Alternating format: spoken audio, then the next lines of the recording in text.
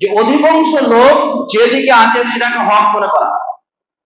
কারণ আপনাদের জন্য যেগুলো প্রযোজ্য সেগুলো আমি বাছাই করে বলছি, যে অধিকাংশ লোক যেদিকে আছে সেটাকে শত্রু মনে করা।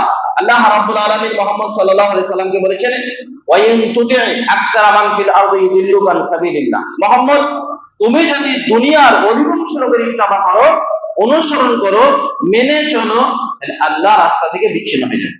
কারণ অধিকাংশ মানুষ খেয়ালে বসে কথা বলে আর খেয়ালি পোলাও খায়, মনে করে এটা হ্যাঁ এটা হবে এটা হবে, এতগুলো লোক বলছে তাও ভুল হবে, ওরা তো কম, ওটা কি করে ঠিক হতে পারে? এতগুলো লোকের কি মাথায় কি গোলমাল হয়ে গেছে নাকি? এদের কি কোনো কাজ টাজ নেই নাকি? এদের কি ব্রেনে বুদ্ধি টুদ্ধি নেই নাকি?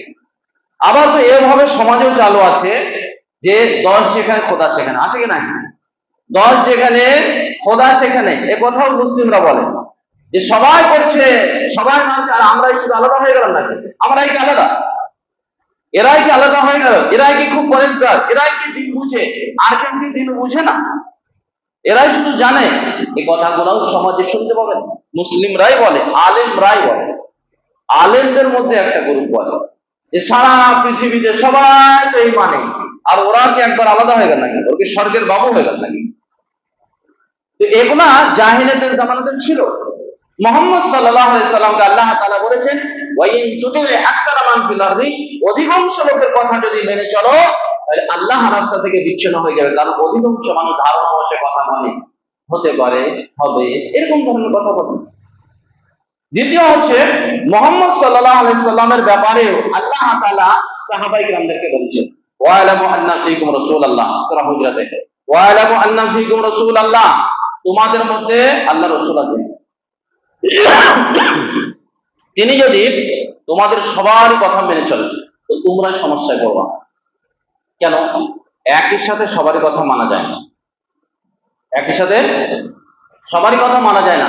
যখন তোমাদের একটা বংশের লোকের কথা মানবে, আর একজনও মানবে না, তখন বলবে আমাদের কথা মানলো, ওদের কথা মানলো, এই কথা বলতে লাগবে।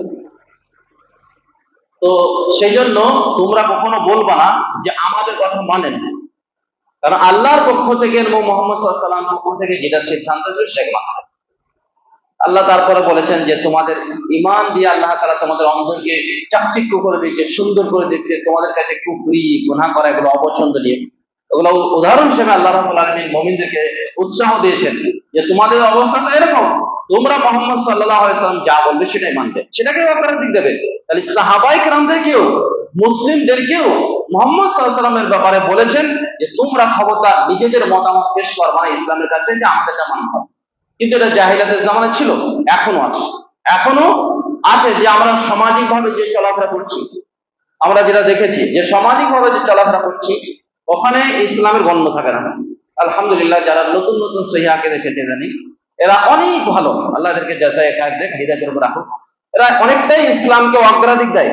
কিন্তু এই যে সমাজ ফিতরা, তারপরে আপনার এই সামাজিক ভাবে যে সমস্ত মাইয়াত নিয়ে যে সব কাজ করা হয়, অথবা কুরবানির মাংস নিয়ে এই যে সমস্ত কাজগুলো করা হয়, এখানে যেগুলো আমরা পুরাতন যারা আহলে হাদিস তাদের যে অবস্থা দেখেছি, সেখানে 5 জন যেদিকে বলবে সেটা জানি, 10 জন যেদিকে বলবে সেটা বলবে, সবাই যেটা বলবে সুবিধাজনক সেটাই করবে, এই অবস্থা আছে।